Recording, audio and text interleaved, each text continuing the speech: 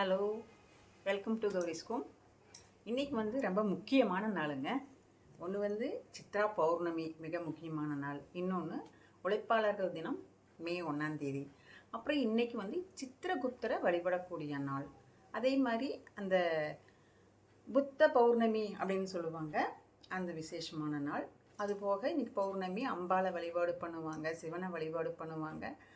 நிறைய விசேஷம் இன்றைக்கி நான் வீட்டில் சித்திரகுப்தரை வழிபாடு பண்ணுறேன். எப்படி வழிபாடு பண்ணுறேன் அப்படிங்கிறத பார்க்கலாம் வாங்க. போன வருஷம் நான் சித்திரகுப்த வழிபாடு பண்ணி ஒரு ஷார்ட்ஸ் போட்டிருந்தேன். அதில் ஒரு அம்மா இப்போ தான் ஒரு 2 மணி நேரத்துக்கு முன்னால் எனக்கு ஒரு கமெண்ட் வந்துருச்சுங்க. அதில் என்ன நோட்டில் என்ன எழுதணும், சித்திரகுப்தர் படி அழைப்பு அப்படின்னு சொல்லி எழுதி வைங்க அப்படின்னாங்க. அதே மாதிரியே நான் எழுதி வச்சுருக்குறேங்க. எழுதி வச்சு இப்போ சாமி கும்பிடலாம். சித்திரகுப்தர்கிட்ட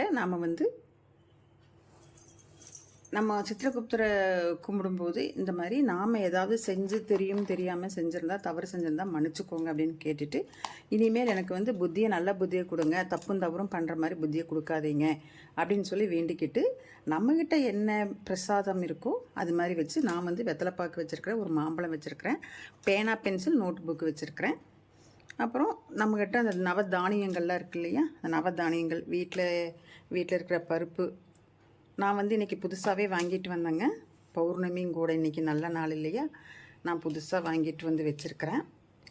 நீங்கள் வாங்கிட்டு வைக்க முடிஞ்சால் வைங்க, இல்லை வீட்டில் இருந்தாலுமே அதையவே எடுத்து வைங்க.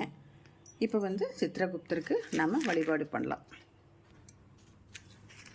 இப்போ நம்ம சித்திரகுப்தருக்கு விளக்கேற்றி சாமி கும்பிடுவோம். நம்மளுடைய வாழ்க்கையில் பாவங்கள் எல்லாம் கம்மியாகணும் அப்படின்னு நினச்சி கும்பிடுவோம். அது எப்படின்னா, நாம்